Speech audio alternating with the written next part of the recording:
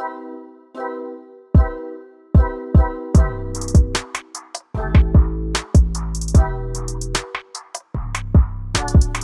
and welcome back to the Next Act podcast. I'm your host, Keaton Hall, and I'm honored to be joined by today's guest. He played tennis at Ball State University and helped lead the Cardinals to 4 straight Mid-American Conference championships, won 2 singles and a doubles title, and was inducted into the Ball State University Hall of Fame in 1997. He's now entering his 31st year at Michigan State as the head men's tennis coach, where he's established a reputation of academic excellence by winning 15 Athletic Directors Awards, has led the program to multiple NCAA tournament appearances, and not to mention the fact that he's the winningest coach in program history with 346 victories and counting. Ladies and gentlemen, Coach Gene Orlando. Coach, thank you so much for taking the time to be here today. Well, thank you for the invite, Keaton. Definitely. Well, I'm very excited to get into this conversation with you, so I want to dive right into your time as a player. So each sport, there's kind of the little details that make each player kind of fall in love with it. So like for me with basketball, it was the sound of a swish on a pure net, squeak of the shoes on the court. So what about tennis made you fall in love with it and want to pursue it at the college level? Well, it's kind of a happen chance how I got involved with the game. Tennis was not even part of, my thought process. I was probably about 10 years old and I was, with my family, both mom and dad worked, so they dropped me off at, a place where I would be babysit, and I had to go wherever they went. Mm-hmm. And I ended up, they were going to tennis lessons, and I just kind of watched on the outside, just kind of hanging on the fence, and wow, that looks like a lot of fun, and then one of the instructors asked me if I wanted to join in. And I said, sure. I ran out there, never played the game before, played a lot of baseball, basketball. Mm-hmm. And, so I grabbed the racket and my hand-eye coordination just, seemed natural. And, mm-hmm. I just kind of fell in love with the game. Just, when you talked about the swish, I think it would probably be just hearing the ball come off the racket, hear a little bit of the pop and noticing that, I was doing pretty well. Mm-hmm. And, fast forward, I started playing and stopped going to baseball practices so I could play more tennis. And next thing you know, I just wanted to play tennis and tough to let mom and dad know I wasn't going to play baseball. I just wanted to play tennis. And, right. And, the grandparents saying, don't put all your eggs in one basket. But tennis became, my love, and just that's all I wanted to do. And I didn't look to be a college player, right away, just like anyone. Just, I just wanted to maybe try to play for a high school team, mm-hmm. And that was going to be, I just wanted to try to be somebody, you go to high school, you want to be a part of a team. Definitely. And I was able to improve and eventually go to high school, play high school, and things kind of continue to develop, and I had the opportunity to play at college. Oh, that's great. I feel like a lot of kids, that's how they start off. You don't necessarily want to go pro or go play tennis as soon as you first start playing it, but just kind of the love naturally grows as you continue to find more of the nuances within the game, and you find yourself getting better and better at it for sure. So how much of an impact, like you said, did tennis have on your life and identity? Was it a lifestyle, or was it more of just something that you did and were good at? Well, it kind of evolves. The game evolved. Before it was just going to be a game of fun and something that I played, and then you went to high school and ended up going to college. But eventually, it became a lifestyle. Mm-hmm. It became, talk about identity. It kind of all became consuming. Tennis became a big part of my life. I wanted to be the best high school tennis player I could be, the best college tennis player I could be. And the only way to do that was to do the little things to get better, whether it was practice, mm-hmm. whether it was conditioning, whether it was strength training.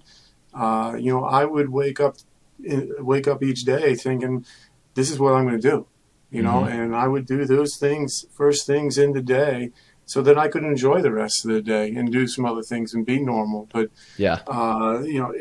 it started consuming me as a player at least I felt like I had a little more time as a player to have a little more freedom. You get the work in, you do everything you're supposed to do, then you can have some fun.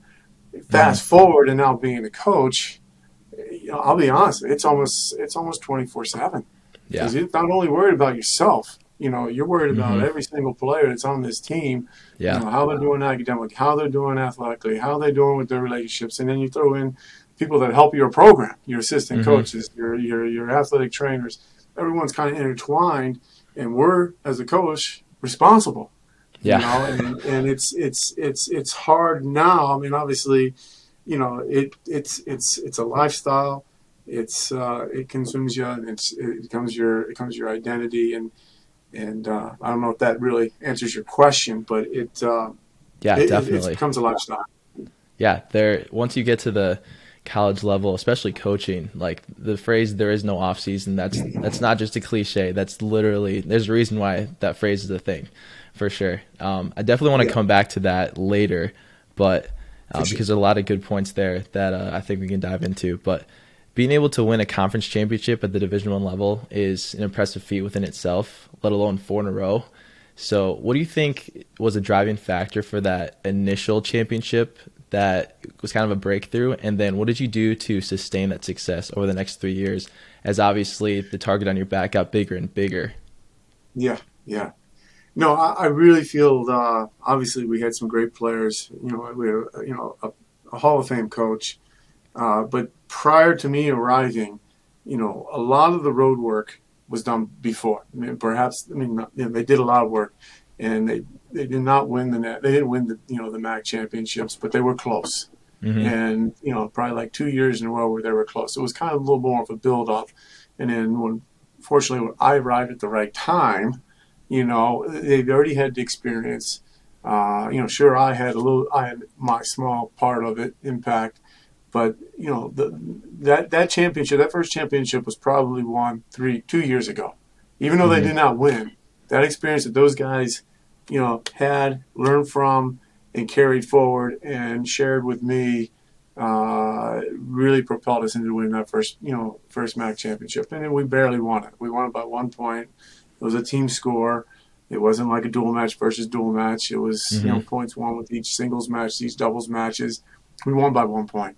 It came down to the Wow. last match, and it could have gone. It could have gone either way. It could have gone either way. It was against Western Michigan, Hmm. and from there you just started thinking that you could win. And Hmm. it wasn't easy. We lost two seniors to that graduating team, and then we just kept that culture. We kept that belief, that we can continue to do this, and then we won the second one, and then from there was a huge momentum. We did Hmm. it 2 years in a row, and our belief and our work ethic and the success the guys were having individually, we were able to separate and be, one of the best teams in the Midwest. To be honest with you, we were the Yeah. number 2 team in the Midwest. Minnesota was one, we were two, and Michigan was three. Wow. So we were really good back then. Again, You're with it. that was like 36 years ago. But, and again, the games the facilities have changed, the times have changed, Hmm. but, that was a time where a small school or a mid-major could make runs like that because Yeah. it wasn't it wasn't a arms race. Yeah, Now definitely. everyone's got everything, and Hmm. you're getting the top players no matter what. Yep. Yeah, it's definitely changed so much over the years, just in terms of what's available and the resources. But then also, I feel like there's the personalities that have changed over the generations as well. Hmm. I want to touch a little bit on the belief that you talked about as that being kind of one of the things that helped you guys break through. Hmm. That's such a massive part of kind of any success story that you hear. Have you, as a coach now, seen that belief being one of the biggest parts of your players kind of breaking through, whether it be out of a slump or kind of adjusting to that next level? Yeah, I mean, and when I think belief, it really comes down to the work that you put in, digging your well, growing from your losses and not um, not living in the losses and staying in those losses for too Mm-hmm. long. I mean, obviously there's a learning point. Definitely. I think there's a lot of maturation that builds belief. And again, you just all of a sudden one day you have belief. Mm-hmm. It's balancing, your ups and your downs, but more importantly, just showing up to practice day in and day out, regardless whether you're winning or whether you're losing. You know what your goal is. You're the infamous. What's your why, and you continue to work at that.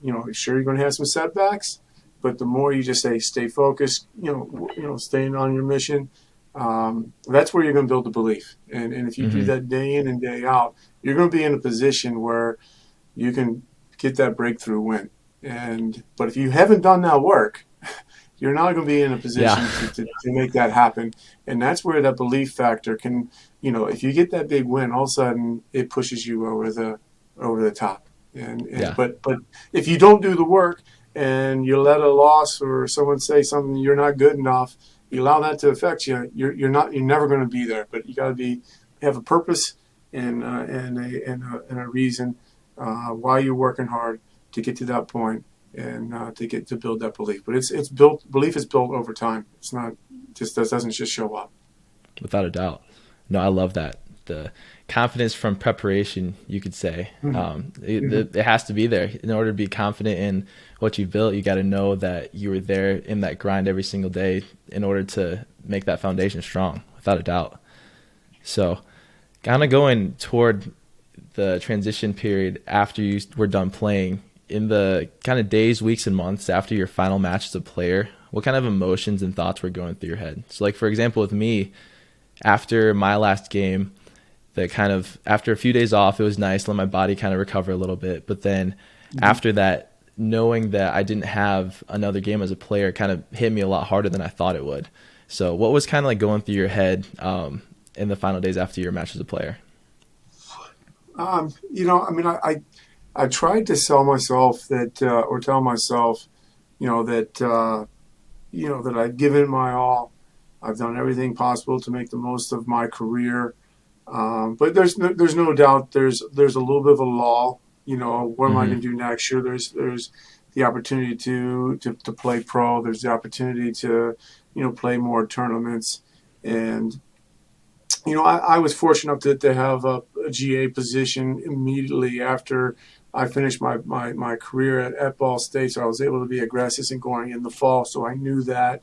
Um, I'm going to circle back a little bit, Keaton. I really feel like a lot of people, as an athlete, your first 2 years in college, you're doing everything you possibly can. You're loving it. You're eating it up. But there comes a point when you're a junior, you're getting closer to being, what am I going to do after college? Yep. And I feel like a lot of players in the experiences that I've had, there's a crossroads.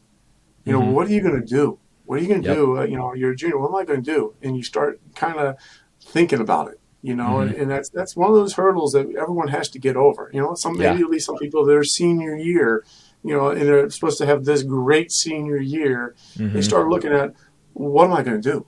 Yep. And I feel like those feelings that you're talking about being your last match. You start thinking about it before the season's even over. 100%. And I see a lot with the juniors. I'll see a lot with some seniors. You don't know when it's going to hit them, but it hits Mm-hmm. everyone. Yep. And like you were saying, whether it was the end of the year, it hit you. But I see a majority of the guys seeing it. Maybe perhaps their junior and senior year, and I think I felt it. I think I felt it my junior year. I felt it. What Really. am I going to do? I Mm-hmm. mean, and obviously I felt like it was a little bit of a down year for me, but I figured it out, and that's part of being athletics. That's part of in any job. You got to Mm-hmm. figure it out. What am I going to do, and how am I going to go about it, and how am I going to make the Definitely. most of this situation?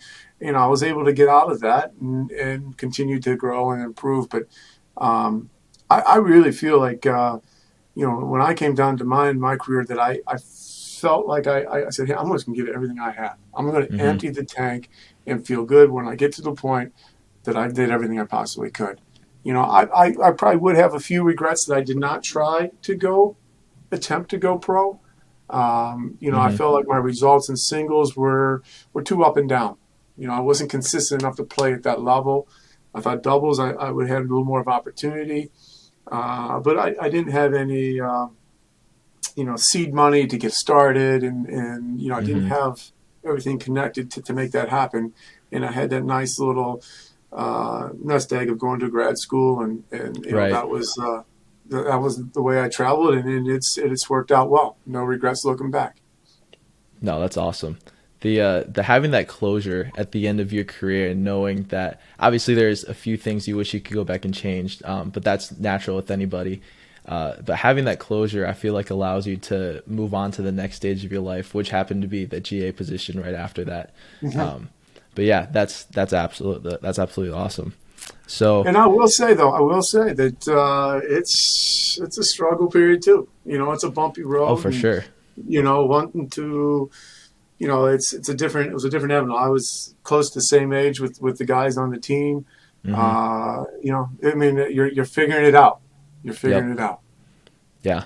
So speaking of figuring it out, what was one of the biggest adjustments that you had to make in retirement, and especially being on the flip side then of that Ball State team where you were a player, one of the prominent players before the year before, and then you flip around the next year in our GA position. What was one of the biggest adjustments that you had to make there? Well, I think the biggest position, and it kind of thinks about becoming a coach, is just it becomes not about you anymore. It becomes Hmm. about your teammates, and about trying to see through their eyes and how you can try to make them a better player. Again, I had a great head coach, Bill Richards, and he gave me a lot of freedom, allowed me to work with the guys, and I had some great teammates that again allowed me the opportunity to work with them, and Hmm. I learned a lot. But I would say the biggest thing is that it wasn't about you anymore. It was about you doing whatever you can to help your teammates, and Definitely. and just the personal story. I mean, obviously, competing. When you make those decisions that you're going to help your teammates, you stop working on your game. Hmm. It's not about you practicing, the volleys or Yeah. the serves and getting the reps and Yep. everything like that. And I started making those sacrifices to help them, Hmm. I noticed that whenever I tried to go out and compete and play in some money tournaments, that I wasn't at the level I wanted to be at. And I Hmm. think that's Yep. where it comes down to the frustrating part that I had to overcome, is that I had to let go. I mean, there was a Yeah. part of me that I wanted to play. I wanted to play at a certain level, Absolutely. and that discipline and getting the work put in for my game. I was not doing that. I was committing to the other guys, thinking that I'd Hmm. be able to step right in and play at a high level. Yeah. And it's not. I mean, this is a game where you got to continue to put the time in and develop your game. And if you take time off, it's going to show up Yeah. on the results. Yeah. No, that was one of my favorite things about being an athlete was you can't cheat the grind. Like you notice when you take a couple days off, when you're not getting as many reps in as possible, and that was also one of the biggest things that I had to adjust to because you're used to playing at such a level that you're expecting out of yourself, but you're also practicing within the game like 6 to 8 hours a day at that point. So after you're done, whenever Mm-hmm. I'd go try to play, whether it be at the park or at one of the gyms, and I wasn't playing the way I was used to playing, that was one of the things I definitely had to mentally not get as frustrated at because you just simply weren't putting in the same amount of work. And Yeah, yeah, that's definitely one of the biggest things I had to adjust to as well. for sure, for sure. So after that, did you feel like you had to replace the tennis or athletic kind of competitive side of your life and identity after you were a player and then moved on as a coach? Yeah, I think I quickly, once I got over myself trying to play at a Hmm. certain level, I I really just dove into, what can I do for the guys, Hmm. and every ball that I hit that was socially was feeling like, nah, I don't want this. All I Yeah. want to do is be with my guys. Every hour, every ball I hit, I want to be with the guys, Hmm. trying to help them be a little bit better that day. And again, once I made that commitment, you just never look back. Hmm. And it's amazing how quickly the time's gone. Oh, absolutely. Time flies when you're having fun. But I Yeah, love that perspective shift from recognizing that being a coach, it was now about your guys and about the yeah, people around you that are going to help the team succeed. So, right. looking back, was there any lesson you learned or characteristic you developed from being a student athlete that helped you deal with the uncertainty of going into life as a new coach? Well, I mean, I think what I really learned the most as a player is that I was surrounded by so many good people. Hmm. So many people had an assist on what I was able to do.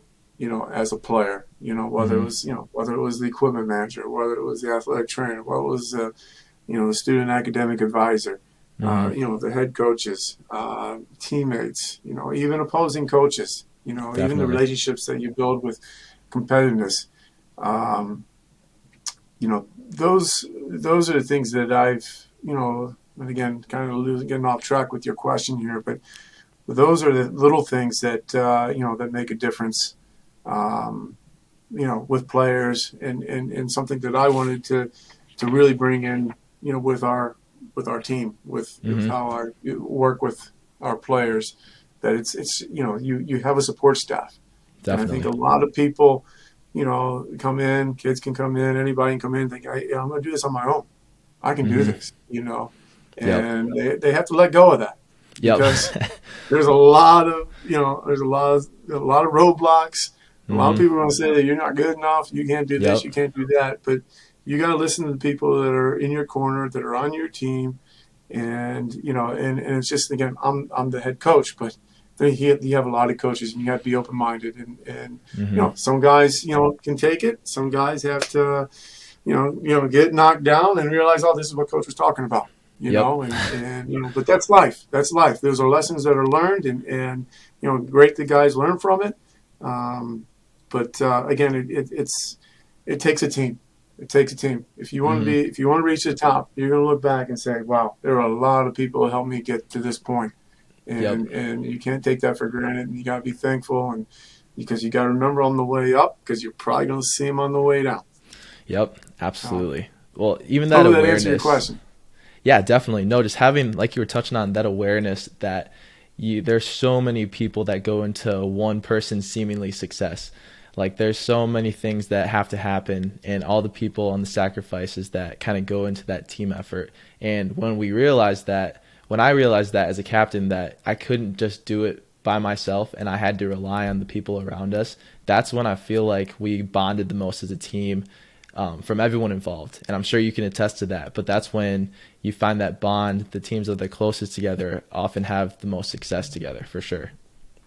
Yeah, and definitely having that family environment, family atmosphere, and it's all about having that all together. But it's having it all together and having that opportunity in front of you. Hmm. Yep. And if you have everything lined up, and when an opportunity comes, and you have the belief factor, you have the family culture, and you get to Hmm. that opportunity, is where you can really grow.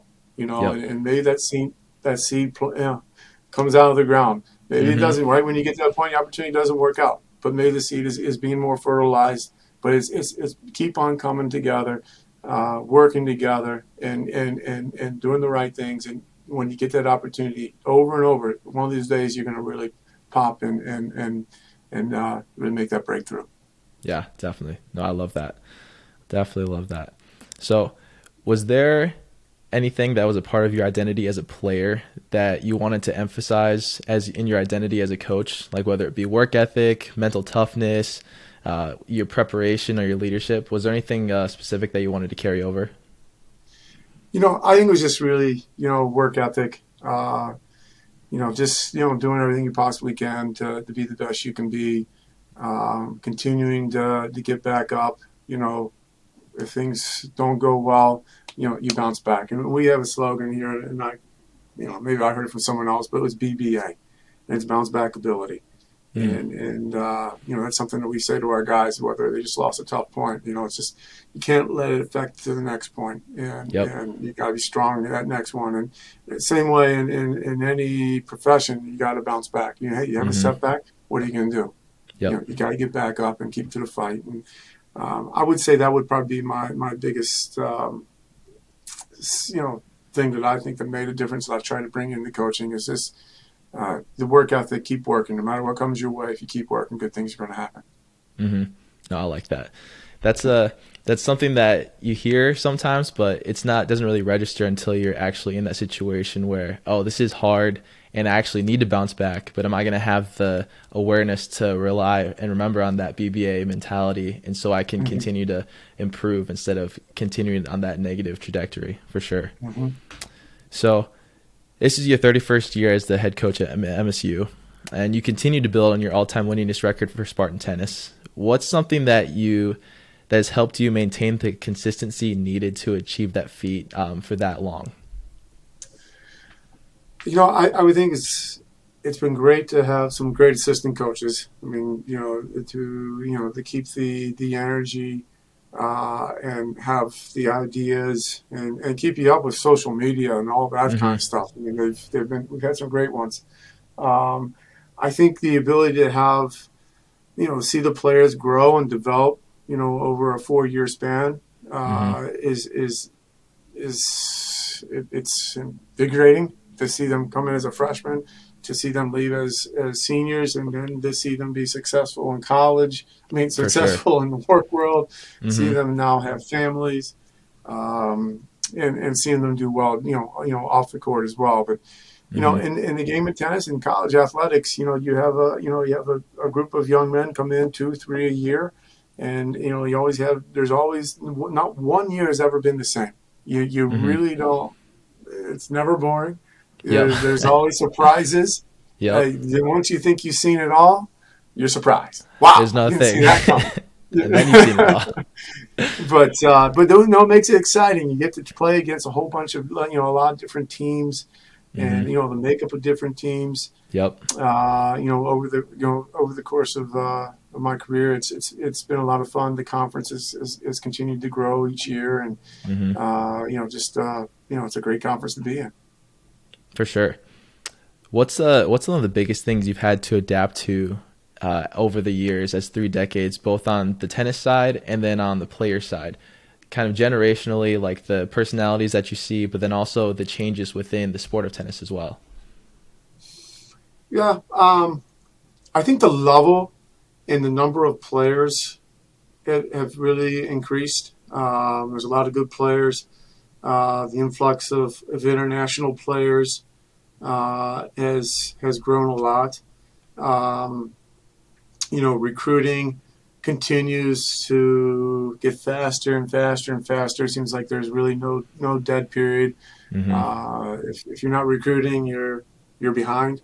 Yeah. There's the pressure that I was telling before. It feels like it's 24/7.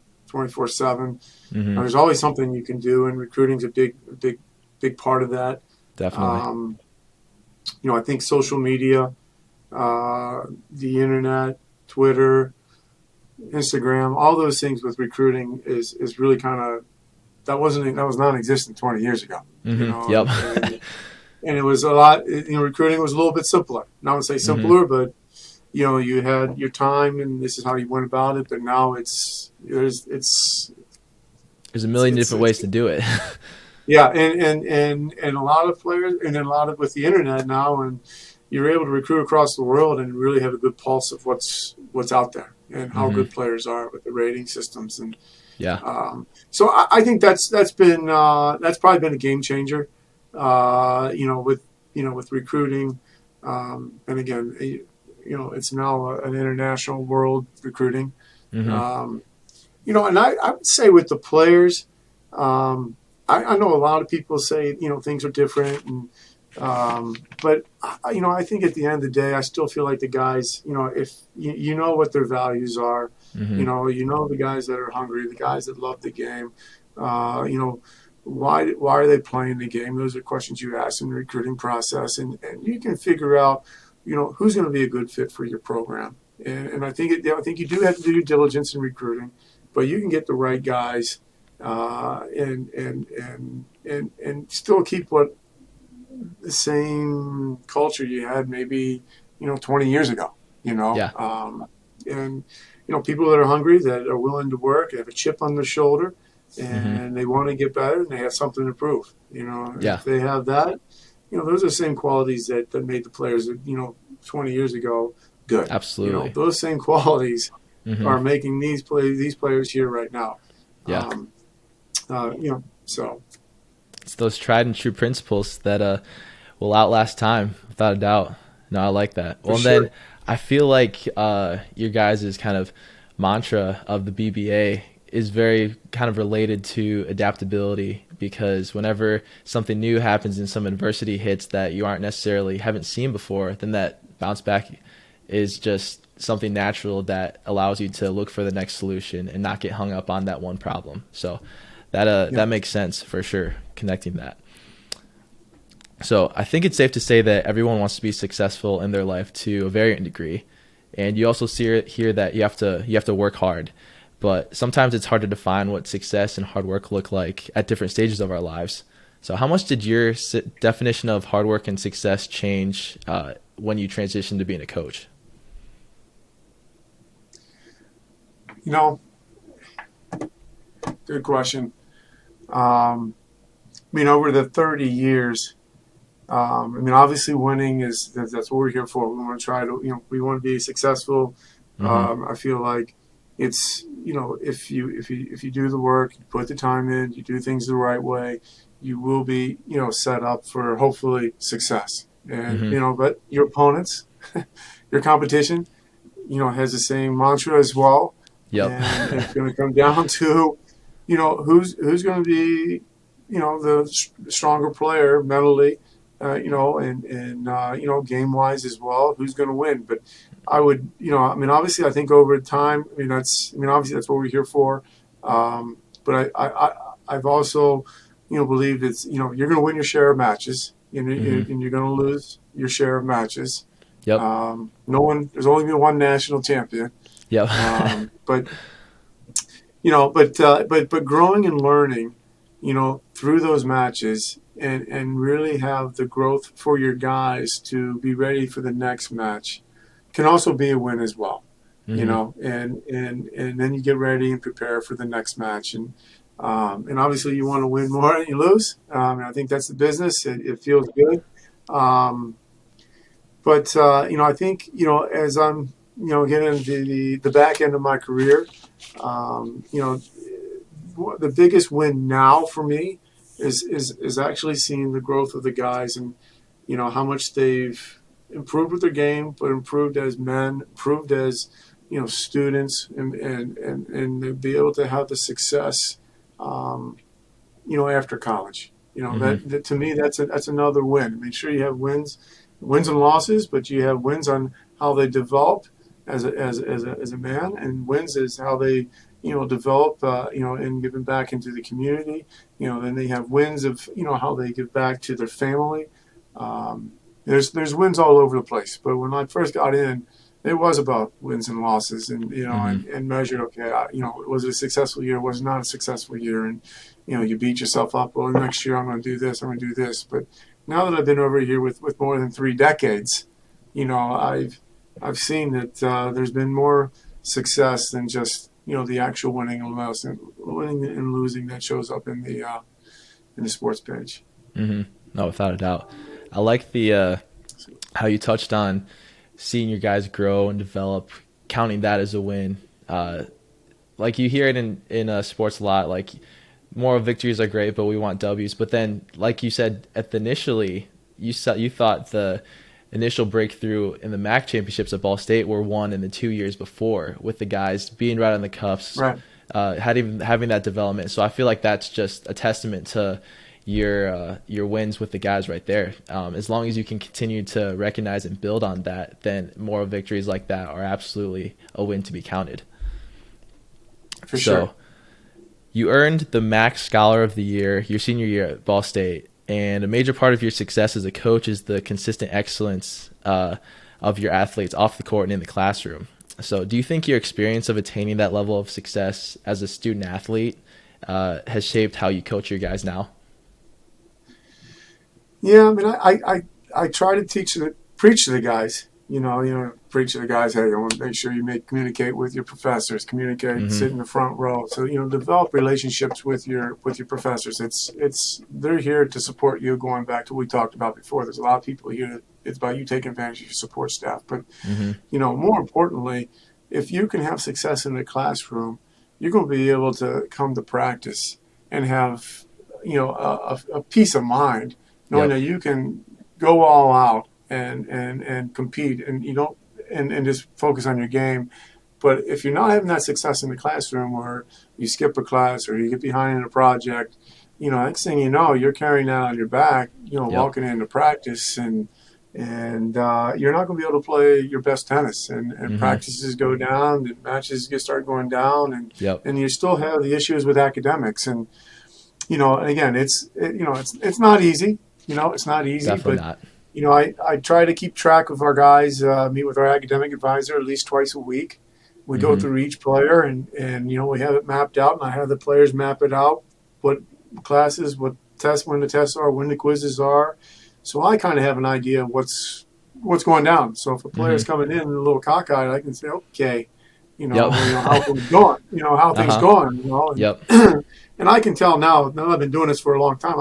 A player walks through the locker room, I can tell if it's been a bad day or a good day. Yep. And it's on the body language.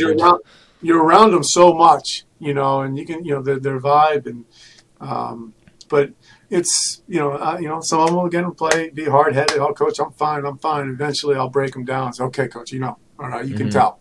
Right. But no, I mean, if you want to be successful, on the athletic field, you have to be balanced or in control of how your athletics is going. It doesn't mean you have to have a 4.0, but you need to say, I got my projects under control. I have this time blocked off to study, so that you are ready, and then you can have the peace of mind. Obviously, if you're doing well and academics are coming naturally for you, then you can really have some solid practices. Definitely. So that was one of the things that I found as a student athlete, that it had to become a lifestyle, like we talked about earlier, because there's just so many things that go into being able to play your best basketball, your best tennis, and feeling good, which comes from getting the right recovery, getting the right sleep. And you can't get enough sleep if you're procrastinating and then having to stay up and do homework late and just cutting into that. And then if you're not getting enough workouts, then you're not maintaining that level of standard like we were talking about, and you're not feeling as good. So it's when literally everything affects everything, and you have to have that balance in the right areas in order to make sure you're striving and pushing yourself in the right direction toward that goal. That's definitely I'm glad I wasn't the only one that saw that kind of connection as a student athlete, for sure. So now your son Vince is currently at the Ball State tennis team and helping to lead their success. What's been the coolest part about seeing him follow in your footsteps at Ball State while also creating his own legacy there? Oh, it's just, it's great that he has that opportunity, that I had. Again, I'm not sure on the map, and maybe 45 years ago, that he's having, the similar opportunities that I had. He's walking the same campus that I did, playing on the same courts, that I did. And believe it or not, he's actually playing for the same coach. That's amazing. That's awesome. Yeah, it's amazing. It's amazing. And I can still hear my son tell me that some of the sayings, the lingo that you have as a coach, and then the drills that he's still doing as a coach. I remember that. But he's like I said, he's a Hall of Fame coach. He's won a lot of MAC championships, but to have Vince to be able to be there, to have that opportunity, and to grow, and he's gonna. It's been a great experience for him, and I'm excited for his last 2 years there, and we thought about the idea of him playing here and playing at Michigan State, but I think in the end it was really good for him to leave the nest and flap his own wings and grow and learn. So definitely excited for him. But it's been a fun to get back out and following the Cardinals and follow their success and I'm sure. Again, been a lot of fun for some of my old teammates to follow as well.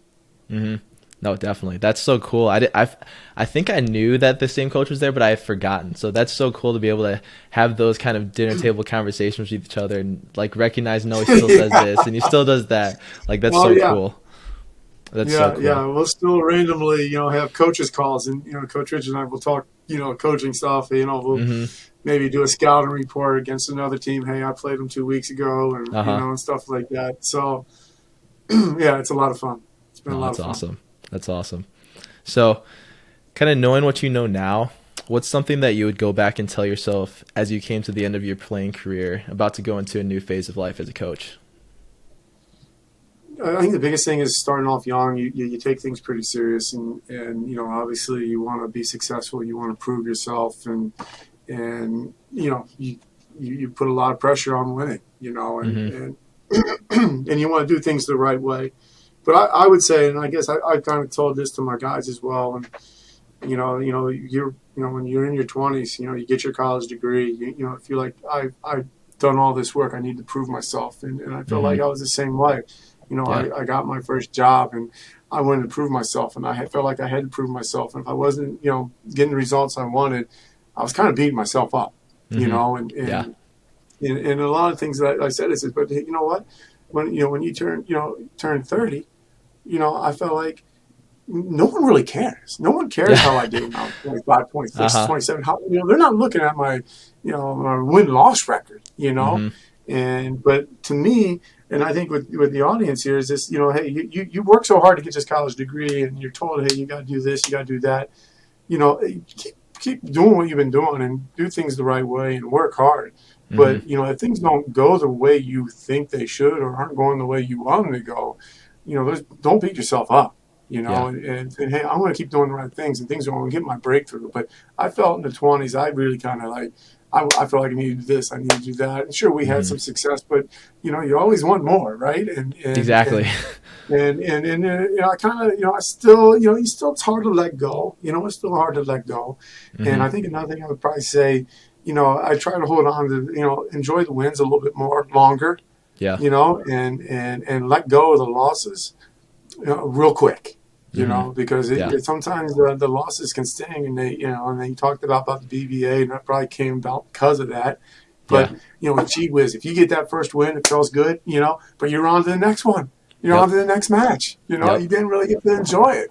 Hmm. But you take a loss, and it stings a little Stays a bit. little bit longer. And yeah, but I would think that would probably be what I would say is again, enjoy the wins a little bit longer, and drop the losses real quick and get ready for the next one. And I like and that. then for the young guys out there, I mean, it's not easy in the beginning because you really want it. Right? You feel like you got to prove Hmm. yourself.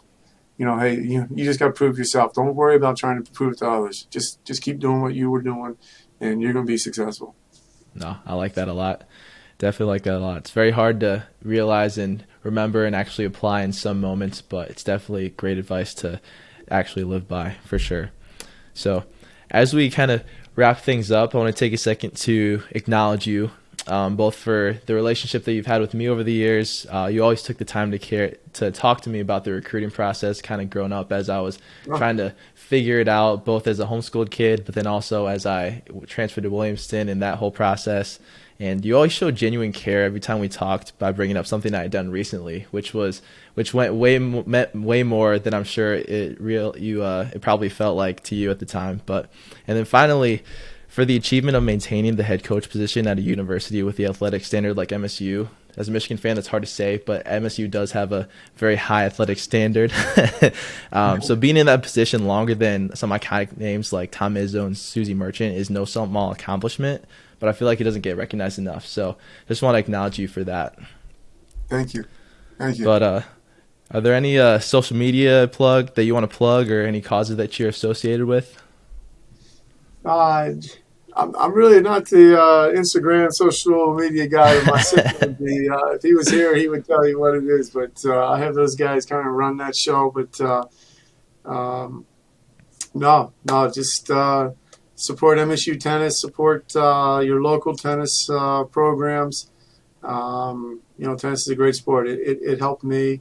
I'm forever thankful for the people that gave me the opportunity, and one of the things that I like to do the most is just keep growing the game and share, my gift of playing the game of tennis with others, whether it's with my Definitely. guys, whether it's doing with little mixers with, the juniors here, or we have what we call a junior Spartan program.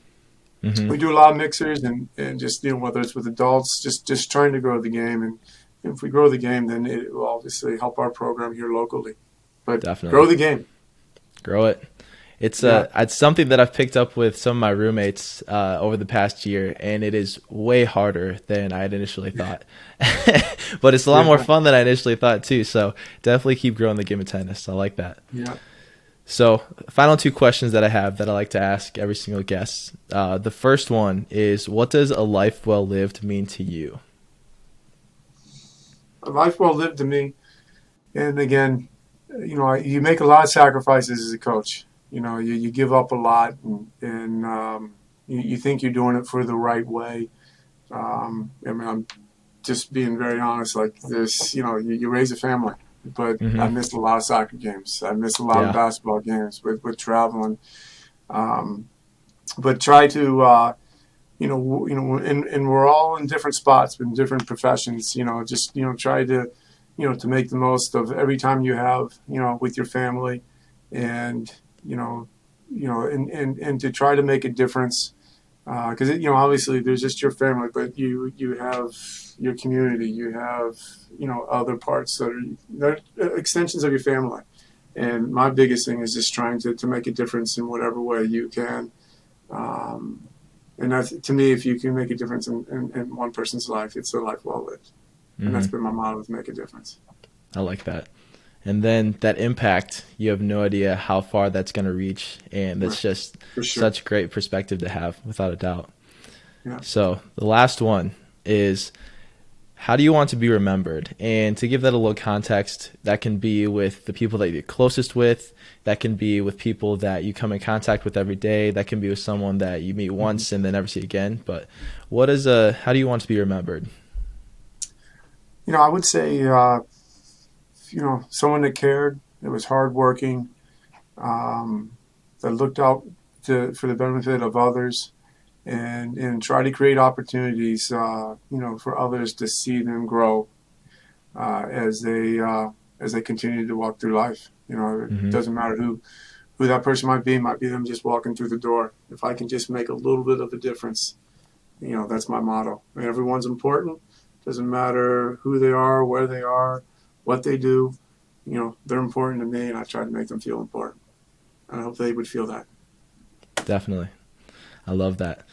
Well, ladies and gentlemen, there's a lot of wisdom being dropped here, so make sure you pay attention and go listen to that again. But, Coach, I appreciate you for taking the time today and having this conversation with me. I enjoyed every second of it.